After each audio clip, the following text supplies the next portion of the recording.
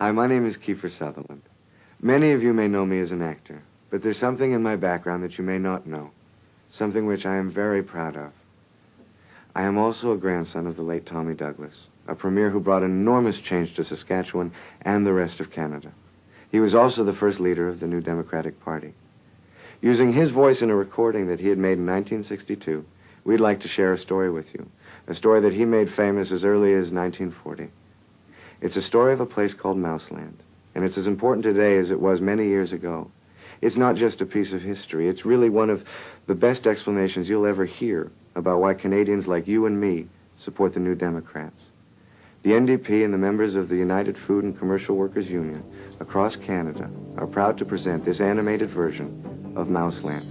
It's a message worth preserving for generations to come and for current generations.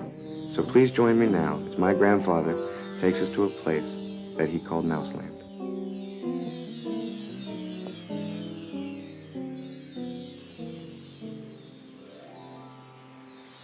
It's the story of a place called Mouseland.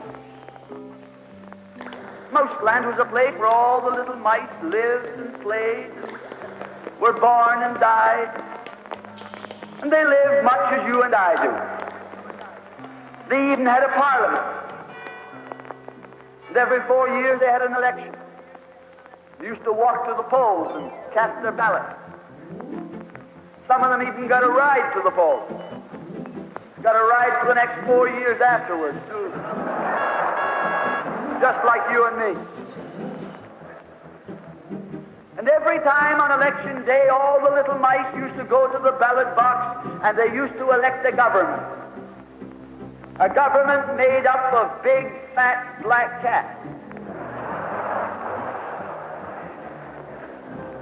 Now, if you think it's strange that mice should elect a government made up of cats, you just look at the history of Canada for the last 90 years, and maybe you'll see that they weren't any stupider than we are.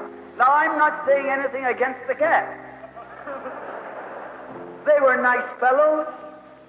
They conducted the government with dignity. They passed good laws.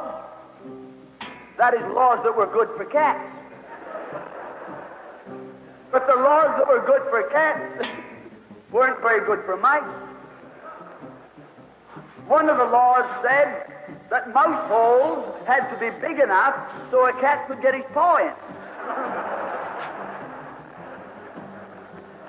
Another law said that mice could only travel at certain speeds so that a cat could get his breakfast without too much physical effort. All the laws were good laws for cats. But oh, they were hard on the mice. And life was getting harder and harder. And when the mice couldn't put up with it anymore, they decided something had to be done about it. So they went en masse to the polls. They voted the black cats out. They put in the white cat. The white cat had put up a terrific campaign. They said all that Mouseland needs is more vision. They said the trouble with Mouseland is those round mouse holes we've got. If you put us in, we'll establish square mouse holes. And they did. And the square mouse holes were twice as big as the round mouse holes. And now the cat could get both his paws in. And life was tougher than ever. And when they couldn't take that anymore, they voted the white cats out and put the black ones in again. And then they went back to the white cats and then to the black cats. They even tried half black cats and half white cats.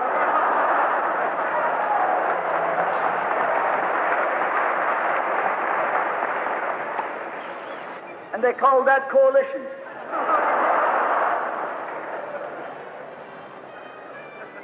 They even got one government made up of cats with spots on them.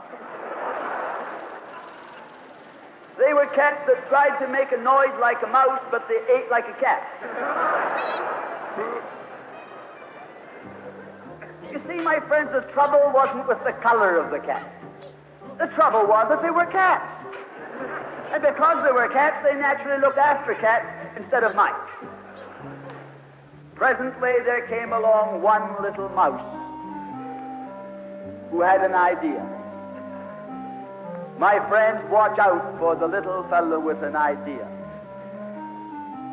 And he said to the other mice, look, fellas, why do we keep on electing a government made up of cats? Why don't we elect a government made up of mice? Oh, they said he's a Bolshevik. Lock him up. So they put him in jail. But I want to remind you that you can lock up a mouse or a man, but you can't lock up an idea.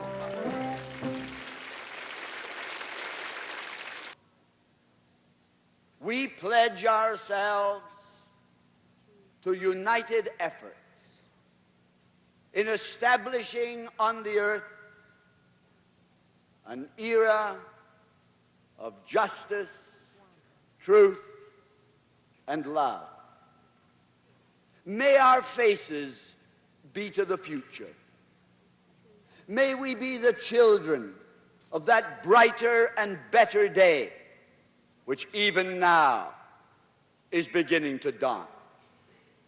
May we not impede, but rather cooperate with those spiritual forces which we believe are impelling the world upward and onward.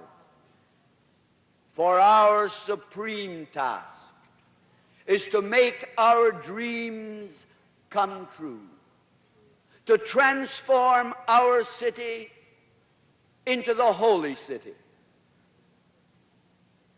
and to make this land in reality God's own country.